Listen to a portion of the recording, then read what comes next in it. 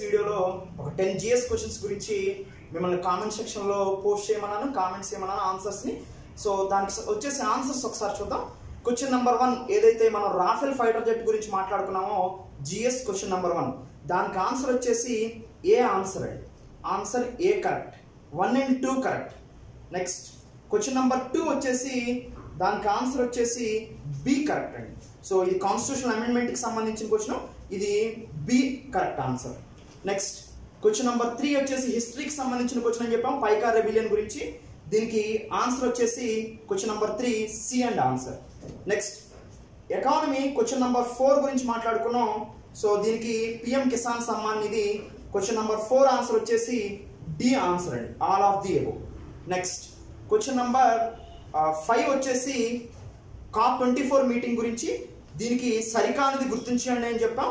దీనికి ఆన్సర్ వచ్చేసి question number 5 D answer. Next question number 6 వచ్చేసి జాగ్రఫీకి సంబంధించింది. దీనికి ఆన్సర్ వచ్చేసి question number 6 D answer. Next question number 7 disaster management గురించి అండి, సునామీ గురించి. దీనికి ఆన్సర్ వచ్చేసి D all of the above. Next AP bifurcation act కి సంబంధించిన క్వశ్చన్ నెంబర్ 8 అండి.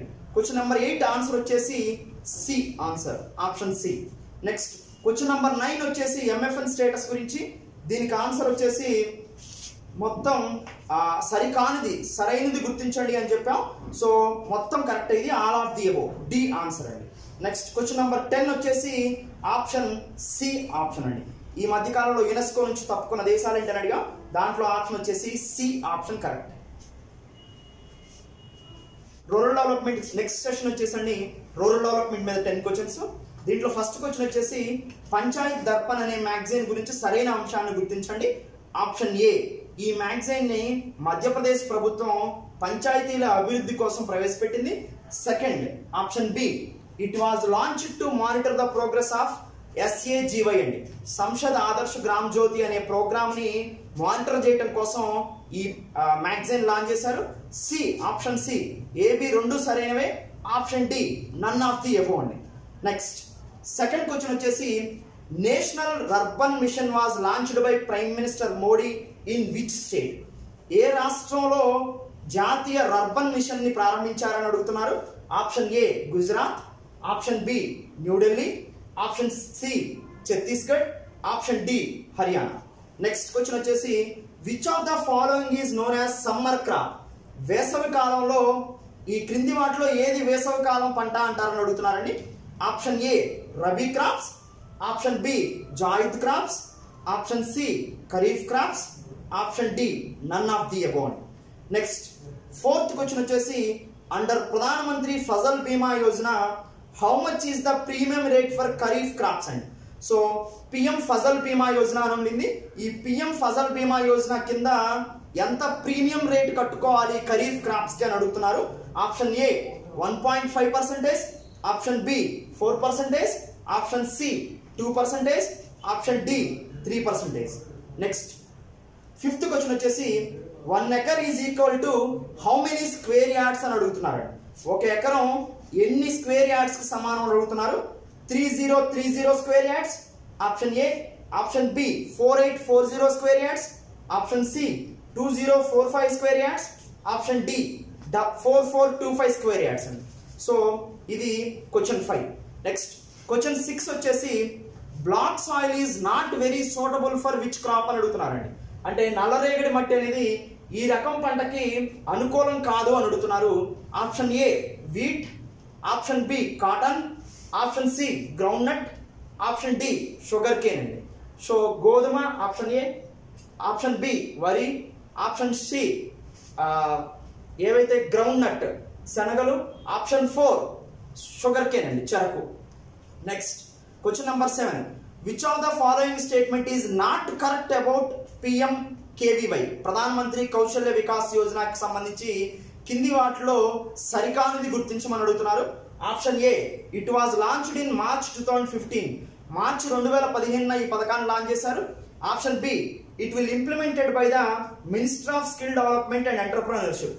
సో నైపుణ్యాభివృద్ధి మినిస్ట్రీ మంత్రిత్వ శాఖ ఏదైతే ఉందో వాళ్ళు ఈ స్కీమ్ ఇంప్లిమెంట్ చేస్తారు, అది బి ఆప్షన్. నెక్స్ట్ వచ్చేసి సి ఆప్షన్ సి వచ్చేసి it will provide training to 300 million youths. 300 మంది మిలియన్ యూత్స్ కి ఈ స్కీమ్ ద్వారా ట్రైనింగ్ ఇస్తారంట. Option D it will focus on class 10th and class 12th students. 10వ తరగతి మరియు 12వ తరగతి విద్యార్థుల వరకు ఈ స్కీమ్ ఫోకస్ చేస్తుంది. ఇది క్వశ్చన్ నంబర్ 7 అండి. Next question number 8 TRYSEM TRYSEM a programme made for. ఈ ప్రోగ్రామ్ అనేది ఎందుకు తీసుకొచ్చారని అడుగుతున్నారు. ట్రైసెమ్ అనే ఒక ప్రోగ్రామ్ ఉంది, దీన్ని ఎందుకు తీసుకొచ్చారని అడుగుతున్నారు. Option A employment to rural youth. So ఎవరైతే గ్రామీణ ప్రాంతాల్లో ఉన్నారో వాళ్ళకి ఉద్యోగ కల్పన కోసం.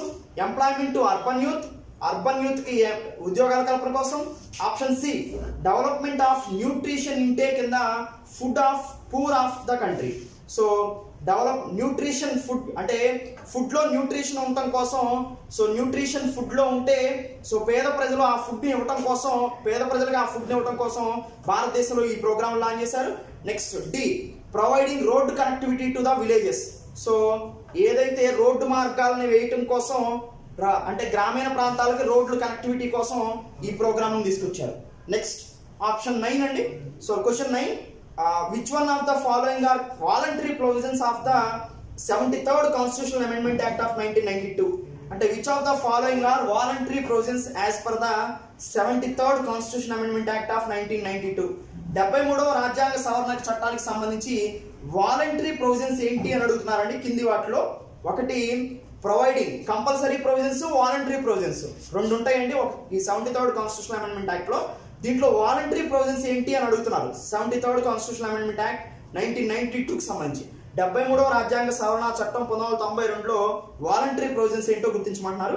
మొదటి ఆప్షన్ వచ్చేసి providing representation to MP MLA in the panchayats. పంచాయతీల్లో ఎంపీలకి ఎమ్మెల్యేకి రిప్రజెంటేషన్ కల్పించడం. సెకండ్ వచ్చేసి devolution of powers and responsibilities upon panchayats. So ఏదైతే అధికారాలు మరియు రెస్పాన్సిబిలిటీస్ ఉన్నాయో పంచాయతీల దగ్గర ఈ అధికారాలు రెస్పాన్సిబిలిటీని డివైడ్ చేయటం. Next organisation of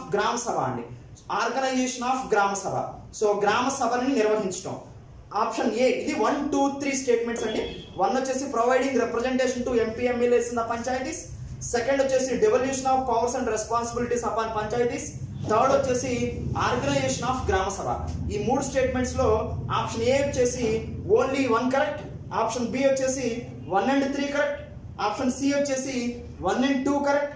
option D వచ్చేసి ఆల్ ఆఫ్ ది అబోవ్ అండి. నెక్స్ట్ రూరల్ డెవలప్మెంట్ వచ్చేసి 10th question which one of the following is are true.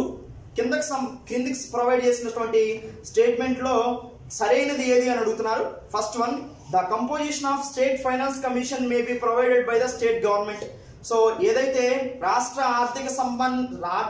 ఆర్థిక సంఘానికి సంబంధించిన కంపోజిషన్ దాంట్లో ఎవరు ఉంటారో దానికి సంబంధించిన ఇన్ఫర్మేషన్ అంతా స్టేట్ గవర్నమెంట్ చూసుకుంటుంది అని చెప్తున్నారు. సెకండ్ వచ్చేసి article 280 deals with the state finance commission. అధికరణ 280 అనేది రాష్ట్ర ఆర్థిక సంఘానికి సంబంధించిన అంశంగా పేర్కొనడం జరిగింది. అధికరణ 280. ఇది స్టేట్మెంట్ 2 అండి. స్టేట్మెంట్ 1, స్టేట్మెంట్ 2 రెండు ఇవ్వడం జరిగింది. ఆప్షన్ ఏ వచ్చేసి only 1 correct. Option B only 2 correct.